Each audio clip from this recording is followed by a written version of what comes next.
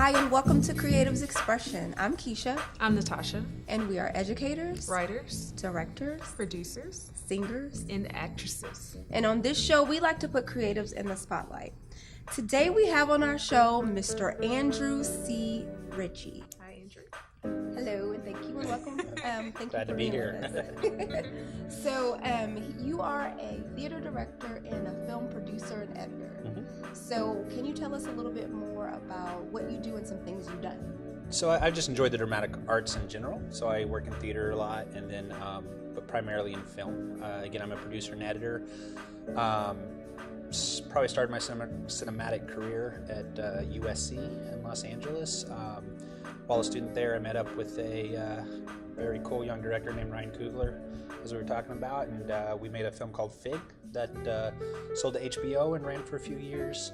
Then shortly after, I got onto a documentary called Code Black, which I never thought I'd be in documentary, but enjoyed it so much. I do a lot of documentary now and enjoyed it a lot. So we did a film Code Black that became pretty popular and inspired a television show on CBS. And shortly after that, we wanted to start a family, my wife and I, and so we decided to go ahead and head back to Texas, and just been here since, and been making films here on a smaller level and hanging out with them, and yeah, that's my story, I guess. You spent some time studying and working in London and Taipei. Mm-hmm. Do you feel like when you were in those places that you had any experiences or you learned anything that maybe had you been in the States you wouldn't have gotten? We're so insulated here in the U.S. Because we dominate the media around the globe. We don't get to experience the media of a lot of different cultures. Because we are such a large country, we don't get to travel abroad and experience other cultures and languages as much. Even though we are this melting pot, we really don't truly experience other cultures. And so it was utterly just eye-opening and life-changing completely. And the reason we went to Asia is because London was such a life-changing experience that we knew we needed to see more of the world before we sort of got too old and tied down by different roots. And so that's just sort of what we did, and we just learned that there's different ways to think about everything, that we're really able, a large one is Asia was a big one, being a visible minority for the first time, has really changed my perception of just how difficult that can be, that everyone always looking at you is different, and we never fear for our safety, which I think is something that I don't understand that a lot of visible minorities have to in the U.S., but just understanding racism from that point of view, where you were never part of the inside crowd. We were always called Waiboran, which is an outside country person. We were always the outsider. Just little lessons like that, lessons that you can talk about politics and not get angry, is something that we loved about London, is people would discuss politics and religion without getting angry, which you can't do here. And so, I could just talk for days about that experiences that we've got from living abroad, and so it just changes how we view every interaction we have with individuals, every challenge we tackle. We can look at it in a different way. So it's just absolutely amazing. So along with that, while earning your master's degree, you started to build a great reputation for yourself as a producer. What opportunities led you to being a producer? I approached USC in an interesting way. I already knew editing, but I wanted to learn that more. So I worked as a TA to get paid to learn, but then I also took the producing track. And USC is an amazing school. It fills its faculty with artists who are still working and still successful. And so once you get out of school, I got my first job the week before I graduated, with Code Black, and then was with a mentor at USC. And so the opportunities to work certainly did come from my time at school there.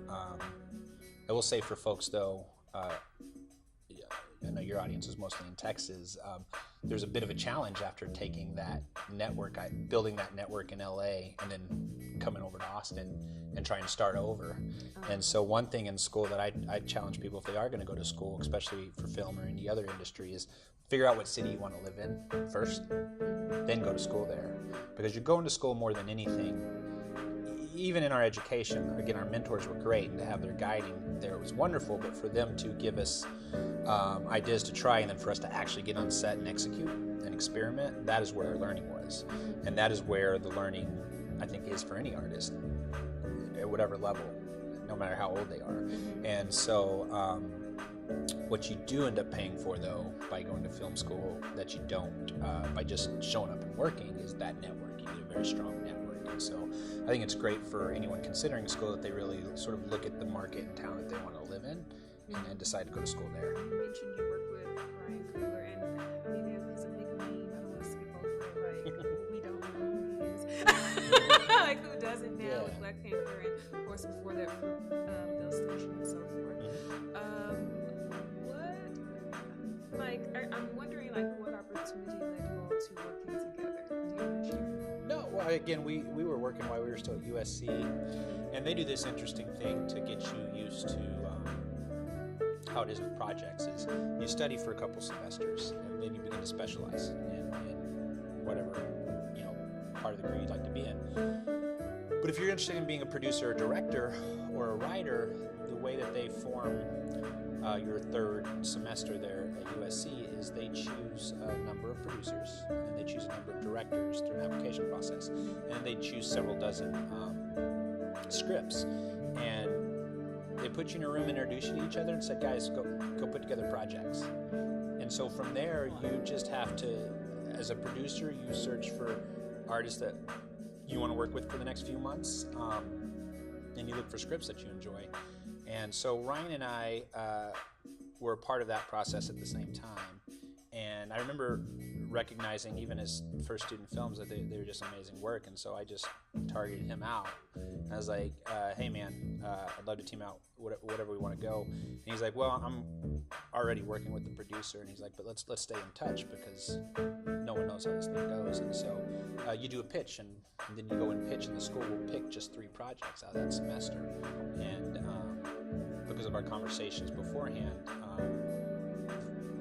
Ryan and Tia Williams, who he was working with, received the pitch, but I didn't.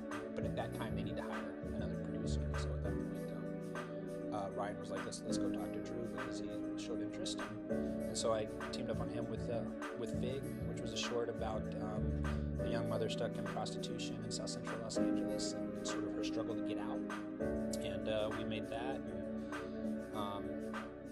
And it went off, and eventually it showed at the American Black Film Festival in Miami, I believe, and HBO saw it and decided they wanted to show it.